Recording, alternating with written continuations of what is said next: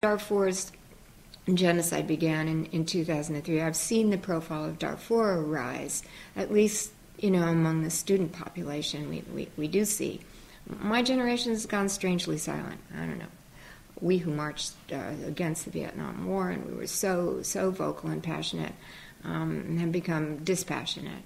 And I that's another matter. I don't know why, but I'm seeing in the students that I speak to, because I talk whenever possible when students invite me to campuses.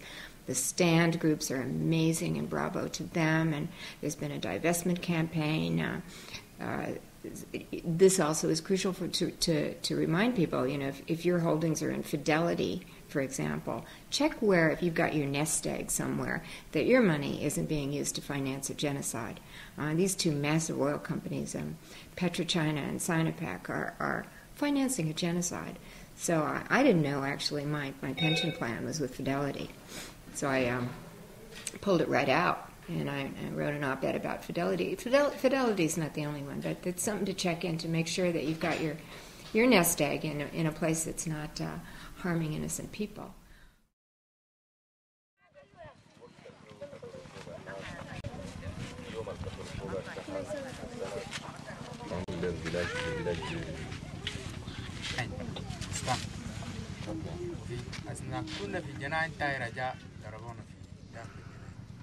The Sudanese government bombed us, and then the Janjaweed took 31 of my people and killed them.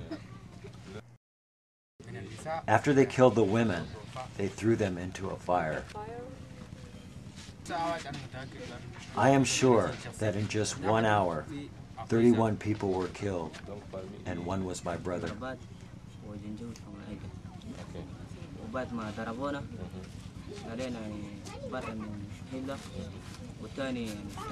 The Sudanese army bombed my village, and then they came with tanks. 100 people were killed.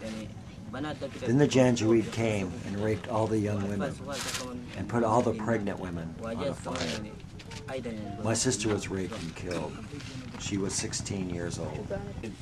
And then they came with their trucks and ran over the little children. The Arabs ran over them, just like leaves on the ground. We are coming to Chad because the government of Sudan, they try to destroy all the people living there because they are black people.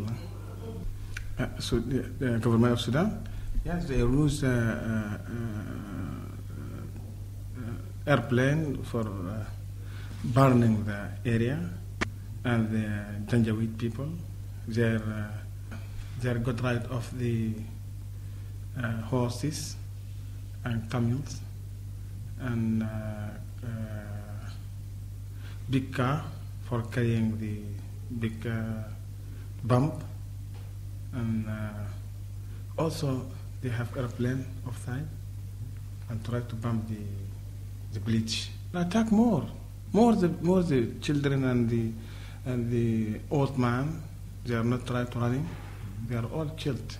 The place where they attacked by the Janjaweed, it's Habila, and Beda also, the village around the Beda, and also Arara, village around the Arara.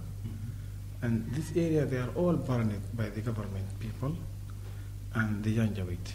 I want all the people in the world, they know that what's happening in Darfur. The government, when he want this, because he want to make Sudan country for the Arab people only, because the name of the Sudan is being Arab country, and also the group of the Arab people from the other countries like Saudi Arabia and Syria and Jazair and more Arab like this. When I went in Libya, I hear that this is Arab committee of the Arabs. Yes, I hear this before. I went to Libya in 1992. I hear this by my ears. The Janjaweed is from Chad and Sudan.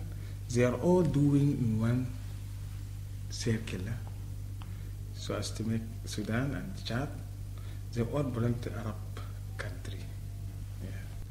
the food it's not enough. It's not enough for all.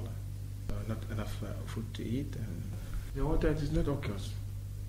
The water is not okay. UNICEF, they help us more for education and try to bring the boxes for reading and also. But until now, it's not enough also for all.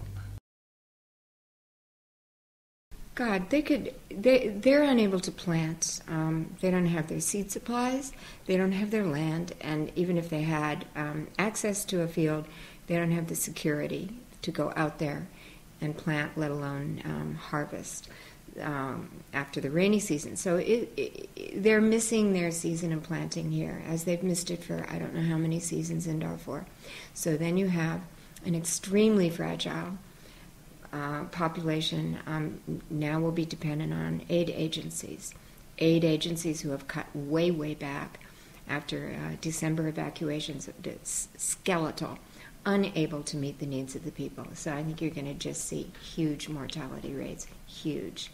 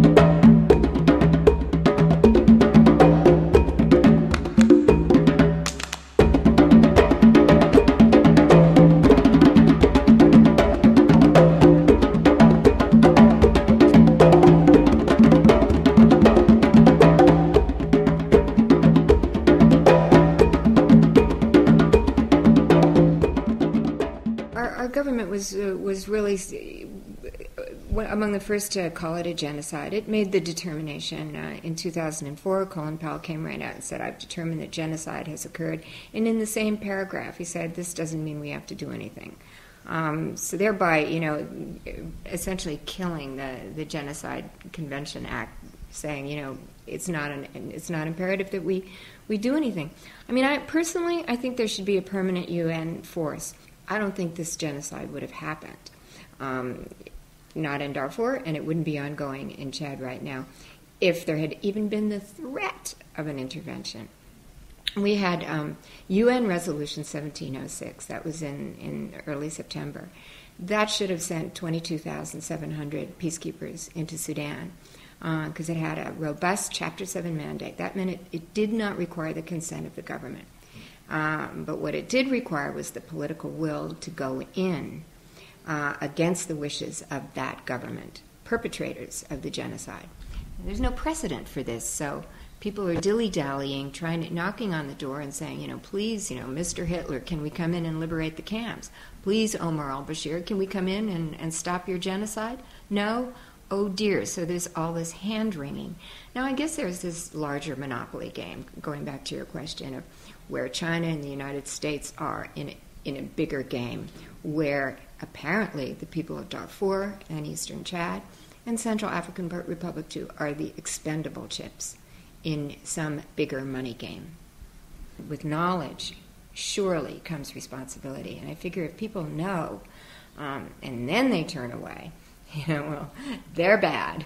They got to take the consequences of that, because you just can't be apathetic. But with knowledge, you can figure out how you can get in on the process of stopping this. Yeah, I just hope people will just get on fire about this. That we can look back at Rwanda and say, gee, that was terrible.